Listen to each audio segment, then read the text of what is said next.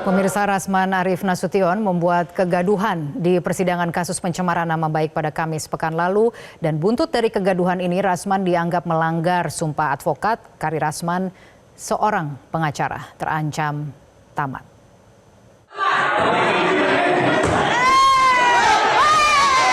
Kericuhan sidang dugaan pencemaran nama baik terhadap Hotman Paris dengan terdakwa Rasman Arief Nasution di Pengadilan Negeri Jakarta Utara pada Kamis lalu berbuntut panjang.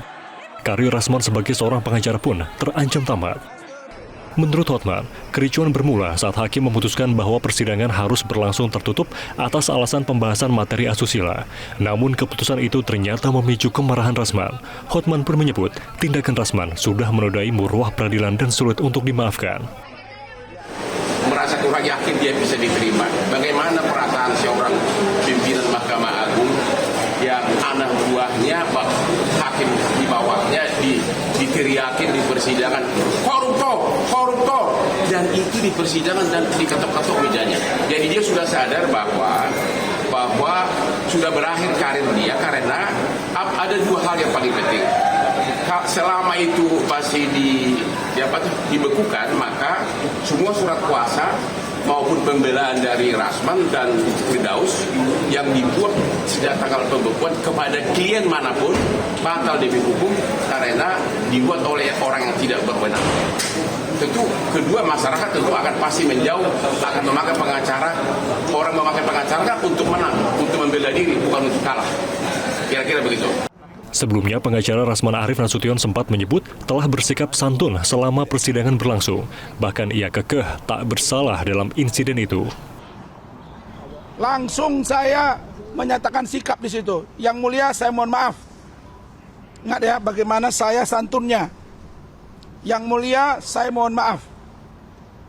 Jika tim hukum saya ini berbenturan dengan hakim dan JPU, saya akan ganti yang bersangkutan. Benar tidak? Menanggapi perseteruan dua pengacara ini, pakar hukum pidana Hipnu Nugroho menyebut kasus ini sebagai cermin dunia peradilan di Indonesia. Dirinya mengajak seluruh pihak yang terlibat dalam peradilan untuk introspeksi guna menjaga wibawa dunia peradilan. Oleh karena itu, ini bagian dari suatu proses pembelajaran lagi, perkembangan dunia hukum lagi, sehingga masing-masing harus menjadikan suatu perhatian. Walaupun di dalam dunia peradilan itu adalah mempunyai konsep yang berbeda, tujuan yang berbeda. Dalam dunia peradilan, kalau kita lihat hakim itu objektif dan objektif, penasihat hukum adalah objektif yang subjektif, jaksa adalah subjektif dan objektif. Oleh karena itu, dalam sebagai peradilan ini, semua harus introspeksi. Buntut dari kericuhan ini, Rasman dianggap melanggar sumpah advokat.